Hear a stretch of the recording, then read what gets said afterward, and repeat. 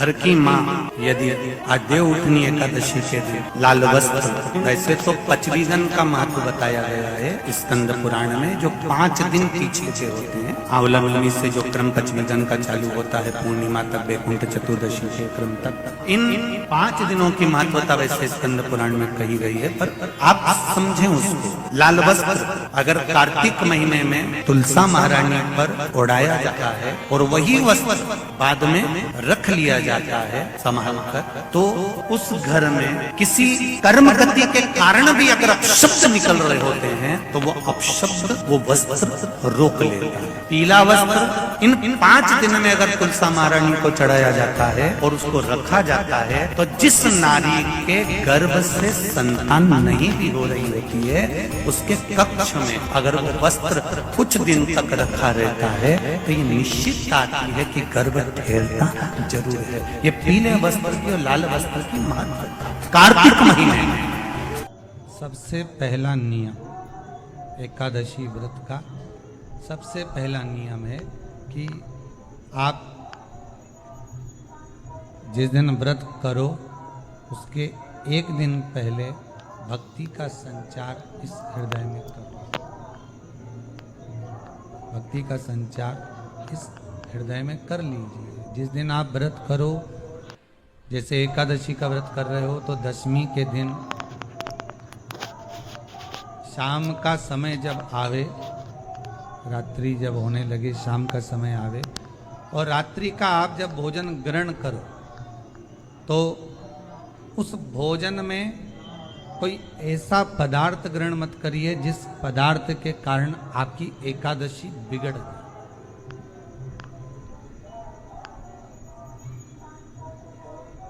कोई बेकार भोजन में ग्रहण नहीं करना, श्रेष्ठ भोजन ग्रहण करिए दशमी। और एकादशी का दूसरा नियम बहुत ध्यान से सुनिएगा। जिस दिन आपकी एकादशी का व्रत हो उस दिन प्रयास करिएगा कि अपने हाथ से किसी भी वृक्ष की कोई पत्ती टूटे ना। अपने हाथ से किसी भी वृक्ष की, पौधे की, किसी भी वृक्ष की पत्ती अपने हाथ से ना टूटे। बहुत ध्यान दीजिएगा महाराज। एकादशी का ये दूसरा नियम है कि अपने हाथ से किसी पौधे की, किसी वृक्ष की, किसी डाली की कोई पत्ती ना टूटे, इसका प्रयास करिए।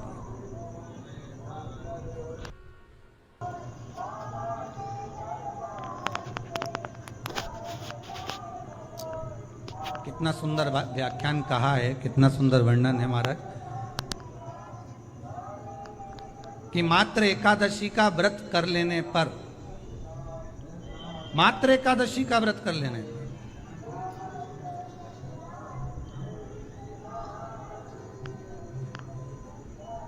जो पूर्व में किया गया हमारा पाप कर्म है, हमने किसी जीव की हत्या करी है, हमने किसी को कष्ट प्रदान करा है, हमने किसी को अपशब्द कहा है, हमने किसी को ताने दिए, हमने किसी को आड़ा टेढ़ा कहा है, हमने किसी को गालियां दे दी है, मात्र एकादशी का व्रत ही कर लेने पर ये सारे जो दोष हैं वो समाप्त हो जाते हैं।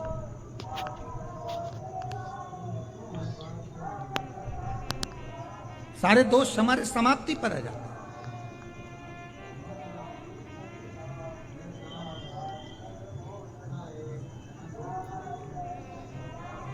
अब एक विचार करिएगा थोड़ा सा अपने मन में, अपने चित्त में, अपनी वृत्ति में एक बात उतारिएगा।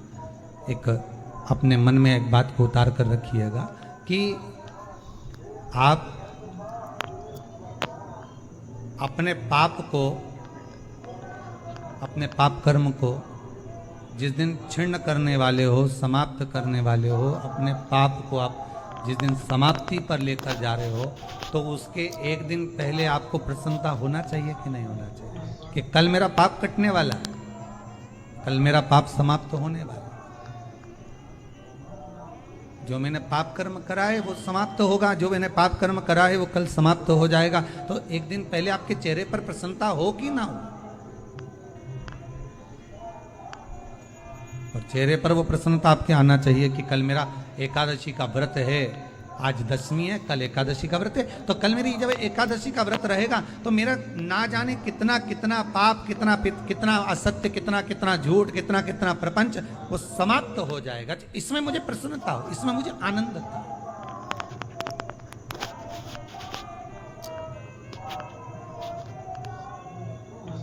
तो क्या कहा गया कि प्रयास करिएगा कि एकादशी के दिन कोई वृक्ष की, कोई डाली की, कोई कोपल की कोई पत्ती ना तोड़ी जाए। क्यों? तो कहा अगर उस पत्ती को हम तोड़ देते हैं, वृक्ष की पत्ती को या क्यारे में लगी हुई कोई डाली की पत्ती को हम तोड़ देते हैं तो एकादशी का पुण्य फल प्राप्त नहीं होता। एकादशी का कोई फल हमारे खाते में नहीं था, पुण्य फल प्राप्त। अब फिर भले तुम चाहे तुमने मोरधन खाया हो, चाहे तुमने फिर चिप्स खाई हो, चाहे तुमने फिर व्रत का कितना ही सामान खा गए हो और तुमने सोचा कि आज मेरी एकादशी है, तो फिर उसका कोई फल प्राप्त नहीं, उसका कोई सुख प्राप्त नहीं है, फिर उसका कोई आनंद प्राप्त नहीं है, तो उसमें कोई आनंद की अनुभूति आपको नहीं मिलेगी। भले बहुत ध्यान से आज की कथा सुनना कि एकादशी का आपसे आपके बच्चे पूछेंगे, मम्मी हम भगवान विष्णु का दर्शन करते हैं, हम राम जी का दर्शन करते हैं, हम कृष्ण भगवान का दर्शन करते हैं, हम भवानी माता का दर्शन करते हैं, हम शंकर जी का दर्शन करते हैं, हम सारे देवी देवताओं का दर्शन करते हैं, पर ये एकादशी माता तो कभी नजर ही नहीं आती। पूछेंगे कि नहीं पूछेंगे कि तुम जिस एकादशी का व्रत करते हो इनका जन्म कहां से हुआ, कहां जन्मी थी? एकादशी की जन्म स्थली कहां है? भाई भगवान कृष्ण की जन्मस्थली तो मथुरा है, श्री राम जी महाराज की जन्मस्थली बोल दो जम के अयोध्या है।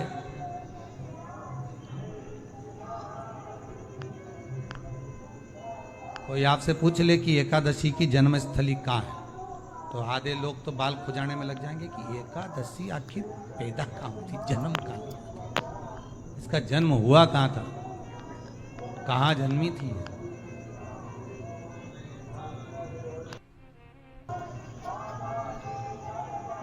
का जन्म स्थल है कहाँ? और अगर मान लो जन्म स्थल एकादशी का है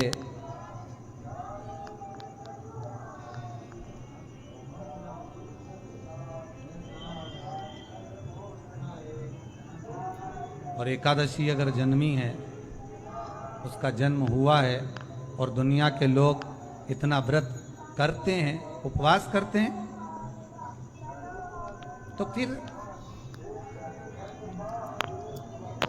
इसका जन्म स्थल कहां होगा? तो कहा इसका जो जन्म स्थल है वो बद्रीनाथ। कहां पर है? और उस बद्री विशाल में भी एक गुफा जिसका नाम है हेमवती। क्या नाम है? हेमवती। उस गुफा में एकादशी का जन्म स्थल है। बद्री विशाल में हेमवती गुफा जो 12 योजन अंदर प्रवेश करने जितनी, 12 योजन की गुफा के अंदर, हेमवती के अंदर एकादशी का प्रागट्य हुआ, एकादशी का जन्म।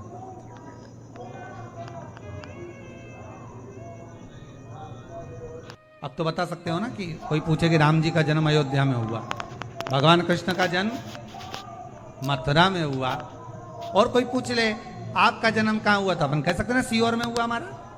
और आपसे कोई पूछे कहाँ हुए तो कहीं इंदौर में हुए, कि देवास में हुए, कि भोपाल में हुए, कि मुंबई में हुए, कि पूना में हुए, आपका तो बता दोगे। पर बच्चे आपसे पूछ ले मम्मी तू इतनी एकादशी का व्रत करती है, एकादशी का तू व्रत करती है और सबको करा देती है कि वल्लभ कुल की एकादशी करो, भले बकरी जैसे चरो पर एकादशी करो, और सबको एकादशी कराया, तो कोई पूछ ले कि एकादशी का जन्म कहाँ हुआ था, तो आप कह सकते हो कि बद्री विशाल में, हेमावती में, बद्री विशाल के हेमवती गुफा के अंदर जो 12 योजन की गुफा है, उस गुफा में एकादशी का जन्म कब हुआ?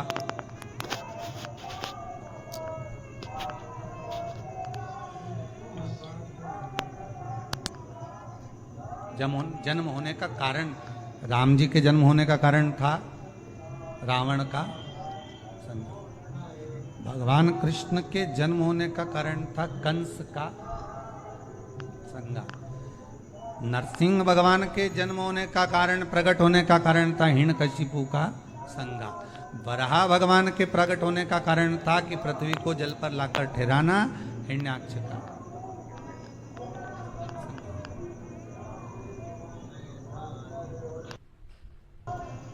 तो फिर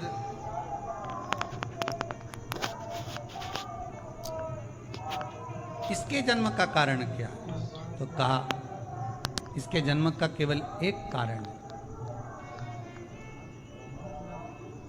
सतयुग में, अब एक और बात का बहुत ध्यान दीजिएगा महाराज, सतयुग एक बार नहीं हुआ कि तुम सोचो कि सतयुग के बाद में द्वापर त्रेता आ गया, त्रेता के बाद द्वापर आ गया, द्वापर के बाद कलयुग। एक सतयुग नहीं है, एक त्रेता नहीं है, एक द्वापर नहीं है। ना जाने कितने कितने सतयुग निकल गए, ना जाने कितने कितने द्वापर, त्रेता, कलयुग, ना जाने कितने निकल गए।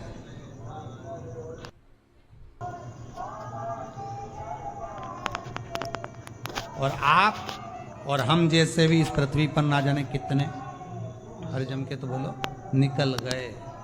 पृथ्वी वहीं की वहीं है, जिस मकान में रहते हो वो मकान भी वहीं की वहीं है।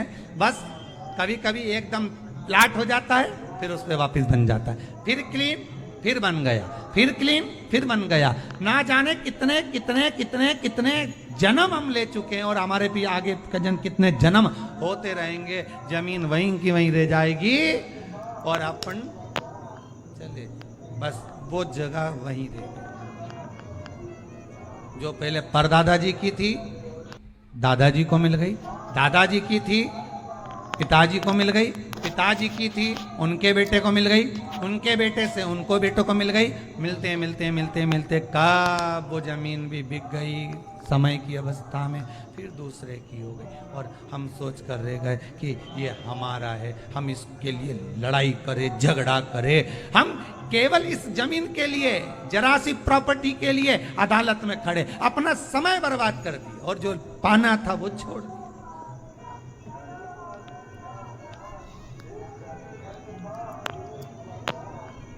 जो पाना था वो छोड़ दिया हमने।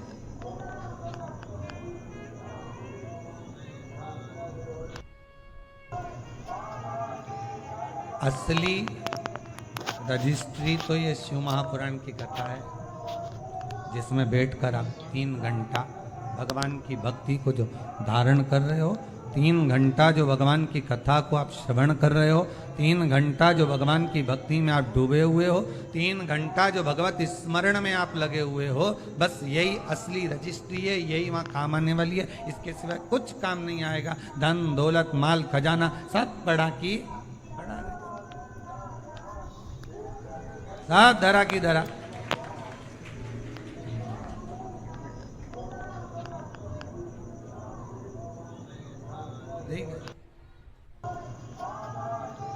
वो एक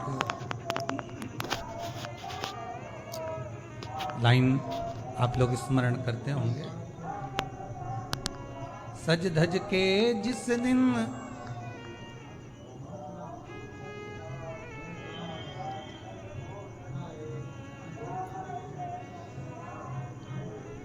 सज धज के जिस दिन मौत की शहजादी आएगी, न सोना काम आएगा न चांदी आएगी। अलमारी में धरा की धरा रह जाएगा, लॉकर में पड़ा की पड़ा रह जाएगा। लॉकर में पड़ा की पड़ा है, अलमारी में धरा की धरा। कपड़े भी सारे घड़ी बने की बने, कपड़े भी धरे की धरे रह गए, और सब पड़ा रह कि छोटा सा तू कितने बड़े अरमान हैं तेरे। मट्टी का तो सोने जैसे मान है तेरे। मट्टी की काया एक दिन मट्टी मिल जाएगी, न सोना काम आएगा न चांदी आएगी, न सोना काम आएगा न चांदी आएगी। सज धज के जिस दिन मौत की सहजादी आएगी, ना सोना काम आएगा ना चांदी आएगी, ना सोना काम आएगा ना चांदी। सब पड़ा रह जाएगा, धरा की धरा रह जाएगा, सब पड़ा की पड़ा रह गया, जीत चला गया। तो वल्लभाचार्य जी ने जगन्नाथपुरी में एकादशी को उल्टा लटकाया। आप लोग गए होंगे तो देखा होगा कि जगदीश में जगन्नाथपुरी में एकादशी उल्टी लटकी। कारण क्या था? खूब विरोध करा गया श्रीमद वल्लभाचार्य जी का कि तुमने एकादशी को उल्टी लटका दिया जगन्नाथपुरी में। क्यों लटकाया? उसका कारण क्या था? श्रीमद वल्लभाचार्य जी ने कहा, आप कहते हो कि कोई मरे तब एकादशी का दान दीजिए, आप कहते हो कि कोई मरे तब अन्न का दान दीजिए, आप कहते हो कि कोई मरे उसके बाद में आप ये दान दीजिए। श्रीमद वल्लभाचार्य जी ने एकादशी को उल्टा लटका कर कहा कि एकादशी का अगर दान करना है तो पहले एकादशी करो,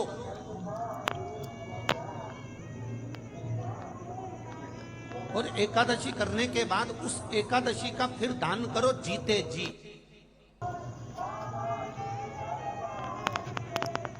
उस एकादशी का दान होना चाहिए।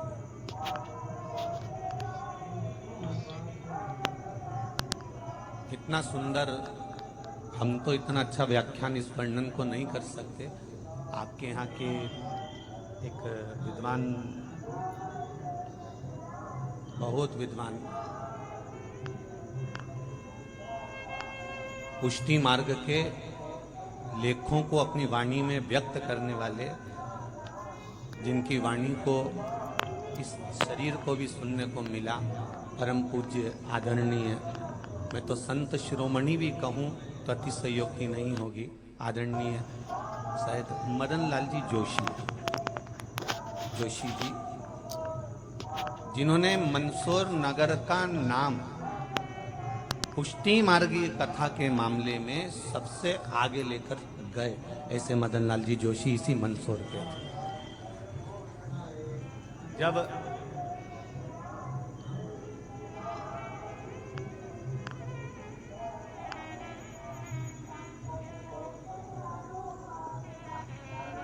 अपनी वाणी से वो कहते थे, अब तो शायद शरीर नहीं है उनका, शिवालय का दीपदान हम आप लोगों से भी कहेंगे, कभी एक बार प्रैक्टिकल करो। 1 वर्ष का कोई भिक्षा मांगने वाला भी है ना, बहुत दरिद्रता उसकी जिंदगी में है, बहुत गरीबड़ा है, उसके पास खाने तक के लाले पड़ रहे हैं, तो हम उनसे एक निवेदन करेंगे कि प्रयास करो 1 वर्ष।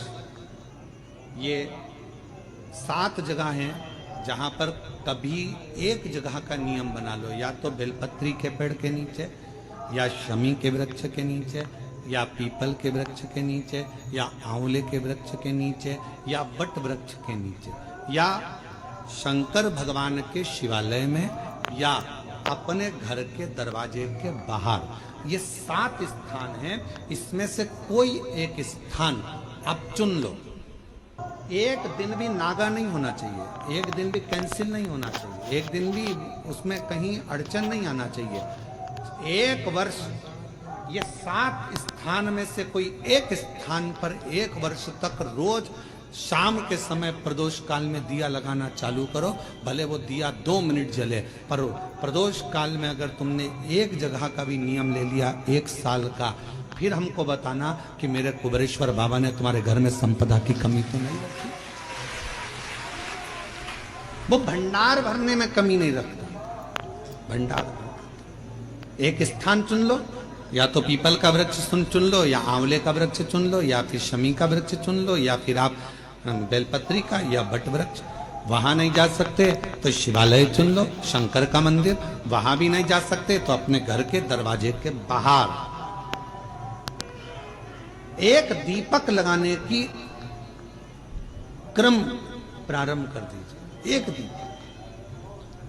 और यदि वो क्रम प्रारंभ हो गया तो फिर आप खुद अंदाजा लगाएंगे कि धीरे धीरे धीरे धीरे आपका परिश्रम, आपकी मेहनत, आपका संघर्ष और आपकी मेहनत के साथ में जो तुम दीप लगा रहे हो, मेरा भोले बाबा दरवाजे पर लगाया हुआ दीप हो, चाहे वृक्ष के नीचे का दीप हो, चाहे शिवालय का दीप हो, वो हमारे मार्ग प्रकाशित करते चले जाता है और हमें रास्ता देते चले जाता है।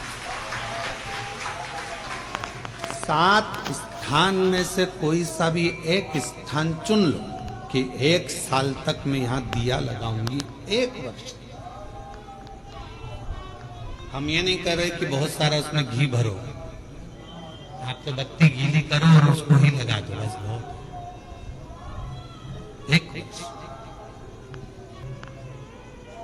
एक माघ महीने में एक कथा मिलती है,